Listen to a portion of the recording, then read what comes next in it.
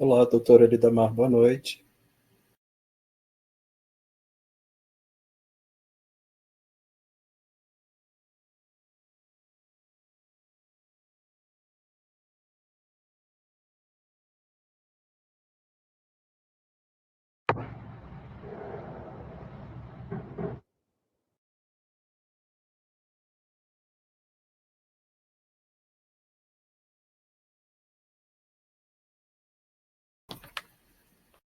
Estamos aguardando só mais alguns instantes, estão chegando mais pessoas aqui para o nosso ambiente de transmissão.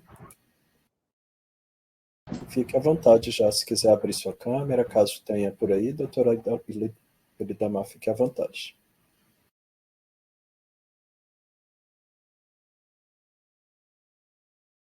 Nossos participantes já estão chegando aqui nesse ambiente e saindo lá do ambiente no qual estava ocorrendo a transmissão em estreia do seu minicurso Flash. Com dicas certamente extremamente valiosas e que eles estão guardando no coração, certamente. Então, fique à vontade que nós já podemos começar. Não sei se você já está por aí, doutora Elidamar. Olá, boa tarde. Olá, boa tarde. Primeiramente, muito obrigado por ter aceito o nosso convite, estar conosco aqui participando do 6º CDNB. Eu que agradeço por esse gentil convite. Espero poder contribuir e sanar dúvidas de quem, enfim, estiver nos assistindo aí e quiser agregar algum conhecimento que a gente possa, de alguma maneira, contribuir. Novamente, grata pelo Certamente. convite. Com certeza, foram dicas ali extremamente valiosas, estão todos certamente com muitas considerações que vão querer trazer aqui agora para o nosso ambiente nesse momento de tira dúvidas ao vivo. Como as perguntas ainda não estão chegando, eu vou trazer algumas que eu sei que são inquietações, né, de muitas pessoas que tiveram a oportunidade de assistir o seu minicurso Flash, e, sobretudo, nós temos muitos graduandos, pós-graduandos, e alguns deles estão nas primeiras aplicações e propostas de projetos, seja um projeto para um doutorado sanduíche, seja um projeto de um pós-doutorado, e eles têm esbarrado em inúmeros desafios devido ao número restrito, né, de bolsas que a gente hoje tem nessas modalidades. Como é que você enxerga essa questão? Qual dica você daria para esses recém-profissionais, né, muitas vezes recém-doutores, para conseguir efetivamente a sua primeira posição, digamos assim? Bom, eu acredito que uma das grandes coisas que a gente tem que observar quando a gente fala de obtenção de financiamentos, né, parece ser um pouco redundante, mas a gente tem sempre que pensar qual é o objetivo final, de que maneira que a gente vai contribuir com aquele projeto, qual que é a nossa contribuição perante, digamos assim, o planeta, né? E isso engloba a sustentabilidade, isso engloba também a questão de o que o teu projeto de fato vai contribuir com a humanidade. Então, isso é uma coisa que as grandes agências de fomento e os grandes investidores, né, os grandes bancos, digamos assim, os atores de investimento que vão patrocinar ou não o teu projeto, ele está diretamente ligado assim, qual é a contribuição de fato que você vai trazer para a humanidade? Você vai melhorar a qualidade de vida, a saúde mental, física, ou algum produto que traga esse benefício? Então, no final das contas, é esse olhar que está sendo mais, digamos assim, impactante quando a gente fala de aprovação de um projeto, de um financiamento. Maravilha. Certamente existem, né, inúmeros fatores e determinadas situações que acabam envolvendo, né, o momento de se conseguir ou não um financiamento, e eles, de fato, vão para além, né, de uma questão técnica na qual é apresentada no trabalho, e sim tem outros contextos que devem ser considerados, como essa questão do quão sustentável ele é, considerando o pilar de economicamente viável, de ambientalmente correto e, ao mesmo tempo, socialmente justo, né? Ainda está, Exato. sim. Exato, professor Luciano, porque tecnicamente a gente tem inúmeros grupos de pesquisas que têm competências excelentes, né? Então, no final das contas, o que vai diferenciar um ou outro é o benefício final que aquilo traz comparado com o investimento financeiro que o patrocinador, a agência de fomento, ou enfim, o patrocinador, né, do projeto investiu. Então, especificamente nesse momento onde a gente vive a era da inteligência artificial e muitos pesquisadores, e isso é correto, né? A gente não vai entrar em linha de discussão sobre isso, mas utilizamos de inteligência artificial, utilizamos de todas as ferramentas possíveis onde a gente pode agregar os nossos conhecimentos. Então, isso é fundamental. Agora, quando a gente tem um olhar pelo resultado, né, que a gente busca em questão humana, isso acaba atraindo um aspecto mais positivo na aprovação do projeto. Porque competência científica, o nosso país ele está cheio, né? Isso a gente tem pelo número de publicações, pelo número de grupos de pesquisas que são bem estabelecidos. A gente tem diversos grupos, enfim, na Unicamp, na UNB, na Embrapa, enfim, diversos locais que a gente fosse citar aqui, a gente ficaria diversos minutos discutindo.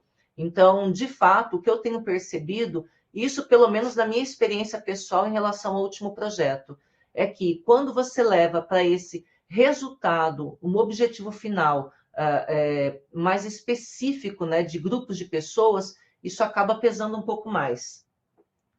Eu estou aqui com o meu pet, desculpa se apareceu, mas enfim, a Nada, Cook é a que é minha isso. secretária pessoal. Que é isso, mas sua câmera não está aparecendo não, doutora Lidamar. Perdão, é que ela acabou de passar aqui na frente da minha câmera. Não, não, mas a câmera não está ativa não. A Ai, gente não, perdão, a gente não tem acompanhado você perdão. diretamente com a câmera, não. Eu As achei que perguntas, estivesse eu acho que ligado. a turma, nós temos mais de quase 200 de participantes, agora começaram a chegar as primeiras perguntas. Temos uma pergunta da Luciana Costa dos Reis Cruz. Ela te pergunta o seguinte: primeiro, ela saúda com uma boa tarde. Primeiramente, ela gostaria de parabenizar a professora Nunes pela excelente apresentação. Dicas muito necessárias. Pergunta: o cenário brasileiro atual me parece promissor, mas é a longo prazo. Ela diz que acaba de voltar ao Brasil e não sabe se pode confiar no país para trabalhar e ter segurança em relação ao futuro. E se o cenário mudar com mudanças políticas, a colocação que ela faz. Bom, pessoalmente, eu acredito que essas questões políticas elas têm um fator importante. Eu não vou aqui colocar se é 30%, se é 90%, enfim. O objetivo não é discutir isso. Mas eu acredito que tem realmente um fator super importante e eu sou bastante otimista. Eu acredito sim que o nosso país ele está caminhando para melhorias em relação a novas contratações, a novos desenvolvimentos de bioprodutos, e isso acarreta especificamente em novas capacitações, novas tendências tecnológicas, novas agregações de pessoas no desenvolvimento de bioprodutos e projetos. Então, eu acredito sim, eu sou bastante otimista nesse aspecto. É óbvio, como eu falei, que depende de fatores políticos, fatores ambientais, financeiros, mas o Brasil ele é um player no cenário mundial que a gente tem que considerar. Né? A gente tem uma das maiores biodiversidades, a gente tem excelentes pesquisadores e a gente tem aquela questão muito particular do brasileiro, né? Que é se virar nos 30, ou seja, fazer pesquisa, às vezes faltando algum insumo, fazer pesquisa, às vezes não tendo o total valor do projeto solicitado, enfim, mas isso é história para outras questões, né? Mas eu acredito sim, tá? Bem pertinente essa tua pergunta, e a resposta é sim. Eu acredito num cenário positivo. Não sei dizer em tempo, né? Se isso seria curto prazo, médio ou longo prazo, mas eu acredito sim num cenário positivo, porque a gente está muito bem posicionado em questão, como eu disse, de player mundial de biodiversidade. Sim, ainda tem toda a questão de algumas políticas de Estado, né, voltadas para as áreas de ciências, de tecnologias nos últimos anos, tendo sido apresentadas, e que a gente tem, né, sempre a expectativa de que deixem de ser políticas de governo e efetivamente se tornem políticas de Estado, de Brasil, né? Sim. Ainda não Exatamente, professor. chegaram outras questões, mas tem um outro ponto que certamente alguns devem ter curiosidade e que gostariam de entender. No início da sua fala, em alguns momentos, você colocou a situação de que gostaria de ter tido, né, a oportunidade de um momento como esse, de um mini curso flash, um momento de alguém falando sobre uma determinada temática como esta, relacionada a como você pode estruturar um projeto em prol de ter uma maior chance dele ser aprovado. E dentre as dicas, né, elencadas, qual, na sua percepção, ou quais são os principais erros que são cometidos pelas pessoas que apresentam uma proposta de projeto? Eu acredito que a questão mais relevante é você não confiar que você pode desenvolver esse projeto. E aí a gente acaba acarretando no erro, né? Acaba caindo nesse abismo que é o quê? O copy-paste. Você ir lá e tentar pegar um projeto que você viu que teve sucesso e você colocar exatamente igual. Então, isso acaba tirando a credibilidade e a originalidade do teu projeto. Então, esse eu acredito que é um dos piores erros. É lógico que associado a outros erros, como, por exemplo, você superestimar ou subestimar um orçamento, né? Toda a questão de reagentes, equipamentos, o que envolve o projeto, isso também eu considero assim um pecado capital, né? Em relação no ponto de vista de quem observa se vai liberar ou não financiamento. Então, se você coloca, por exemplo, vou chutar aqui, tá? Uma comparação bem não tão fora do contexto, mas exagerada. Preciso de 2 ponteiras multicanais, 2 pipetas multicanais, né, no teu projeto. Aí você vai ter 2 bioquímicos ou 2 técnicos pipetando. Aí você coloca que você precisa de 40 pipetas multicanais. Então, assim, não faz sentido. Então, isso de cara, por mais excelente que seja o seu projeto, incorre no risco de reprovar, porque isso infere num superfaturamento. Se você tem 2 técnicos, né? Como que você precisa de 40 pipetas multicanais? Estou falando assim a coisa mais básica, num contexto geral. É obviamente que isso inclui, por exemplo, micro-organismos, outros equipamentos, profissionais envolvidos, estrutura física, né? Estou colocando assim, dentro de uma big picture, um pequeno pedaço, um pequeno percentual do que poderia ser. Então, isso também envolve de você ter prejuízo, possíveis prejuízos na aprovação do teu projeto. Então, a coerência do que você escreve é muito importante, né? É lógico que você pode e deve consultar projetos de sucesso, mas você fazer um copy-paste disso, ou você, por exemplo, fazer uma diferença de orçamento, isso de cara já reprova o teu projeto, por mais que ele tenha excelência. Certamente dicas extremamente valiosas e que estão estimulando, inclusive, novas colocações aqui dos participantes. Chegou uma pergunta da Ana Beatriz, ela te pergunta, professora, você falou sobre mencionar planos de contingência na metodologia. Inclui isso, não dá a impressão que talvez você não esteja confiante que a sua metodologia irá funcionar de fato? Ótima colocação. Na verdade, é assim, quando a gente tem um plano B, não significa que o nosso plano A não vai dar certo. Não significa, mas 100% é só Deus. Então, vamos imaginar os 99,97% ou 99%. Não existe nada 100% certo, não existe garantia.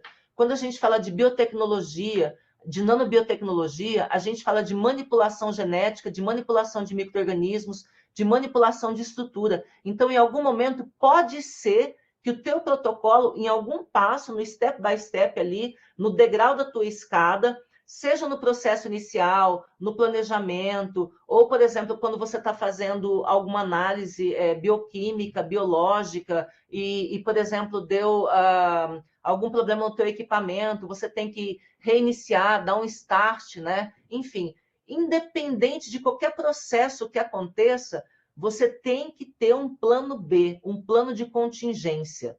Isso aí assim, não vamos entrar na questão de discutir se a gente tem confiança ou não no plano A, mas sempre a gente tem que ter um plano B, ok? Isso é uma coisa assim que não tem como abrir mão. Por exemplo, eu vou dar uma pequena observação que aconteceu num projeto que eu trabalhei, onde a gente precisava ter liberação de Anvisa, liberação de produção de imunobiológicos, enfim.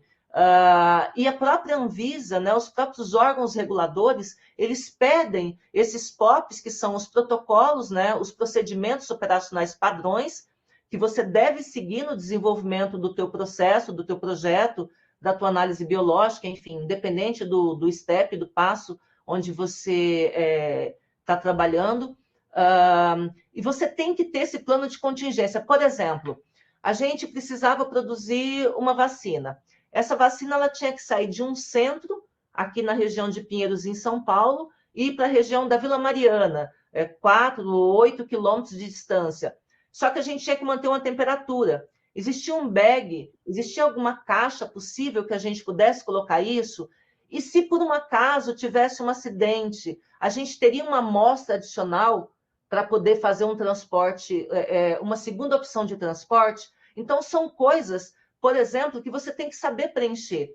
Então, não é você confiar ou não no teu projeto, é você ter um plano de contingência. Caso aconteça algum problema, seja no equipamento, seja no transporte da tua molécula, qual é o procedimento operacional que você vai seguir para garantir controle de qualidade? Então, isso é fundamental também no projeto e é óbvio, né? Obviamente que isso é extremamente bem observado pelos olhos de quem vai colocar o financiamento, de quem vai fazer o pagamento, o patrocínio do teu projeto. Com certeza, é toda a questão do plano de risco, né, e a gestão de risco do projeto que tem que fazer parte de qualquer iniciativa, de qualquer proposta. Tem chegado mais perguntas, chegou uma pergunta da Nayara, ela primeiro agradece com obrigado, ela fala, obrigada professora, muitas dicas importantes, como encontrar um equilíbrio entre buscar uma inovação disruptiva e garantir que o projeto ainda assim seja viável e possa ser realizado tecnicamente. Bom, se ela pudesse refazer a pergunta, não ficou bem claro para mim.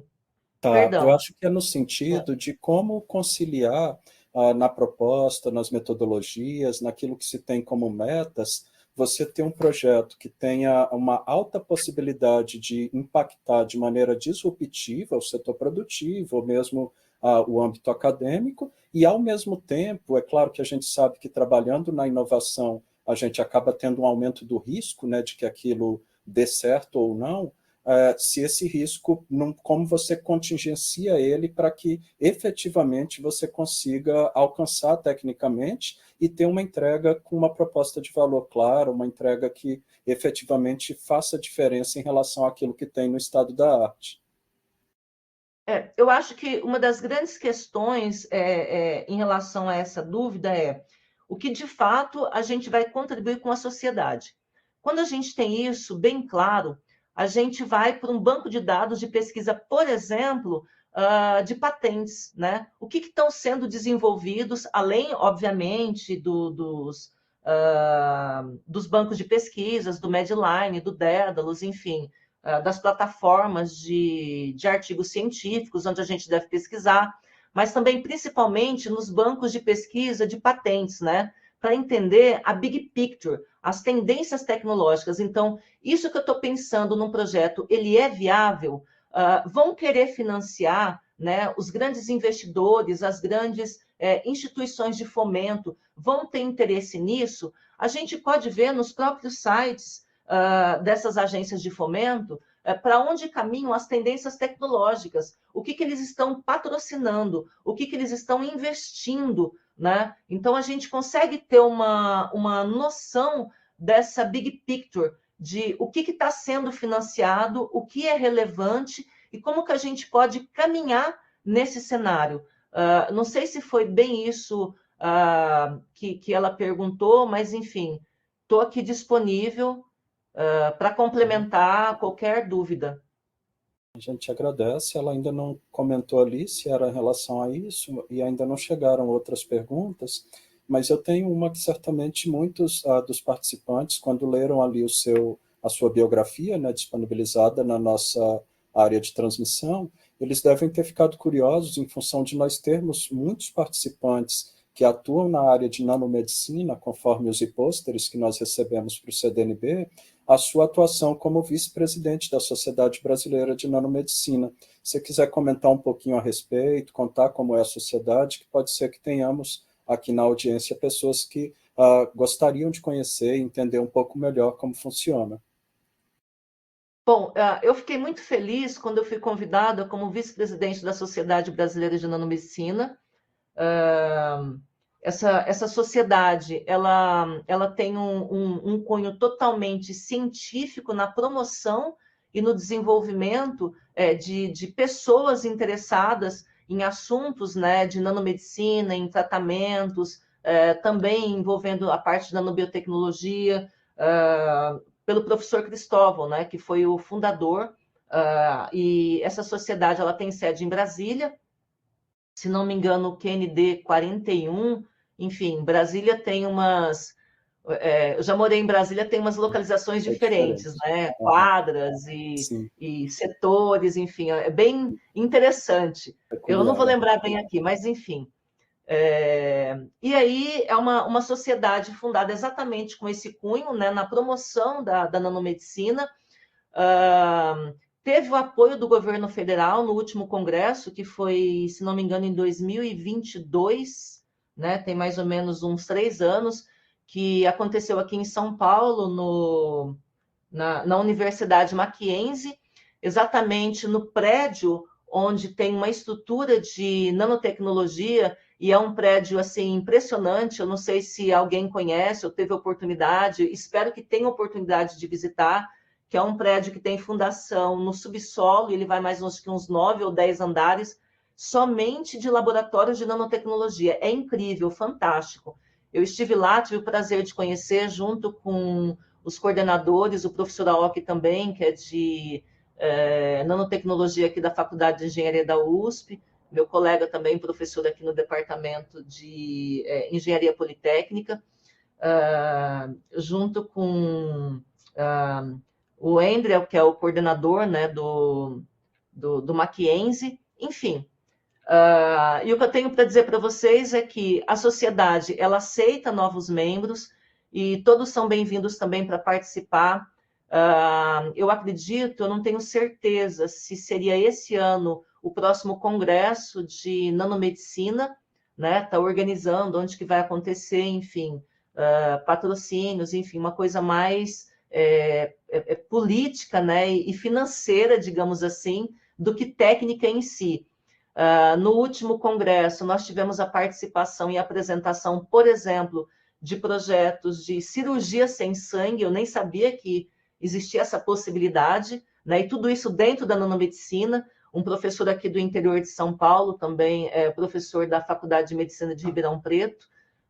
Não vou falar o nome aqui para eu não ter problema de errar, enfim. E diversos outros professores envolvidos, né? Então, para mim, realmente é um prazer, uma satisfação fazer parte como vice-presidente dessa sociedade, que eu sei que grandemente pode contribuir, né, com quem está atuando na área, se colocando à disposição para troca de informações, enfim, o que for necessário. E para quem está começando, de ter curiosidade e perguntar, e dentro do possível, a gente desenvolver e trabalhar essas respostas aí, para que auxilie a todos. Excelente, certamente é importante que todos conheçam, né, e saibam como a sociedade trabalha e que tipo de possibilidades tem esses participantes que atuam nessa área em relação à Sociedade Brasileira de Nanomedicina. A gente já abriu um minicurso que vai ocorrer também daqui a pouco, então quem estiver nos acompanhando pode dirigir para lá se quiser, mas a gente tem uma última pergunta aqui, que é uma continuidade à pergunta da Ana Beatriz. Ela me pergunta se ainda dá tempo, acredito que sim. Ela te pergunta se esses planos de contingência precisam estar detalhados na própria metodologia, para todas as etapas, por mais simples que sejam, ou apenas para aquelas metodologias mais complexas. e se é necessário o detalhamento desses riscos e planos, ou apenas uma ou duas fases já são suficientes? Perfeita essa pergunta. A resposta é a seguinte: depende de para quem você está apresentando. Se é um sistema de pitch, ou seja, o que a gente chama de conversa de elevador, aquela coisa rápida, você pode fazer isso de maneira objetiva. Agora, se é para obtenção de um financiamento, onde envolve uma agência de fomento, e digamos assim, é bem mais burocrático, né, metódico, então você deve detalhar. Para que não fique cansativo, isso é uma dica adicional, tá? Uma dica de ouro. Falando do ponto de vista de quem observa e que dá o financiamento ou não. É o seguinte: você pode colocar de maneira objetiva e colocar um asterisco, uma informação e botar como anexo. E aí, no anexo, você detalha isso para que a pessoa, o avaliador, ele tenha a opção de posteriormente avaliar isso sem ser tão cansativo, porque o avaliador, ele avalia inúmeras propostas. Ele não vai avaliar só a minha, só a tua, só a do professor Luciano. Ele avalia inúmeras. E ele é humano, é cansativo, não é uma máquina. Não existe um software para fazer essa análise. Essa análise, ela é olhômetro, ou seja, ele vai analisar o teu projeto. Então, ele precisa conferir, fazer um checkpoint ali, um checklist, se você colocou o teu plano de contingência em detalhes. Mas é bom e é respeitoso em relação ao tempo dele, e isso é uma experiência pessoal que eu falo, que você coloque isso no documento inicial de uma maneira mais objetiva, em poucas linhas. O detalhamento fica para o final. E daí ele tem a opção de ir lá e acessar e, com calma, se ele quiser ou não, olhar todos os detalhes. Mas é fundamental que os detalhes estejam lá.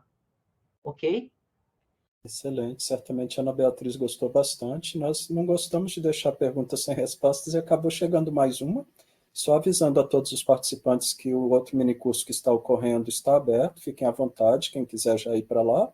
Mas a Valquíria, ela te pergunta o seguinte: boa tarde, que ela gostaria de parabenizar toda a equipe da professora Nunes, que é incrível a didática e impacto de suas falas, que ela gostaria de saber como ficar atualizado nesse amplo cenário científico e quais sites, jornais, revistas seriam confiáveis, quais profissionais seguir, etc. E ela também gostaria de saber um pouco mais se um artigo é confiável, um artigo só confiável é suficiente para uma pesquisa, no caso, provavelmente para apresentar um projeto de pesquisa. Bom, são várias perguntas aí, né? Deixa eu ver se eu consigo responder. Vou tentar, para eu não me perder aqui, se eu me perder, vocês podem me cutucar aí, enfim. Pela questão de quais sites seguir.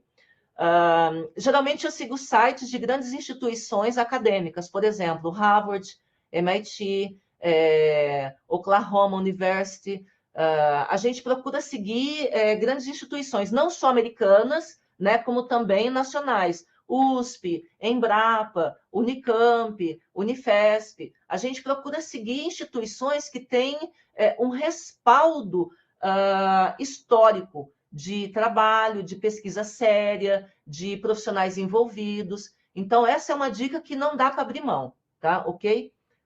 Vamos lá, outra coisa. Quais profissionais seguir? Geralmente, quando a gente segue essas instituições, por exemplo, o professor Luciano está vinculado à Embrapa. É um profissional que eu respeito, que eu sigo. O professor Oswaldo Brasil, neto do Vital Brasil, diretor do Instituto Butantan.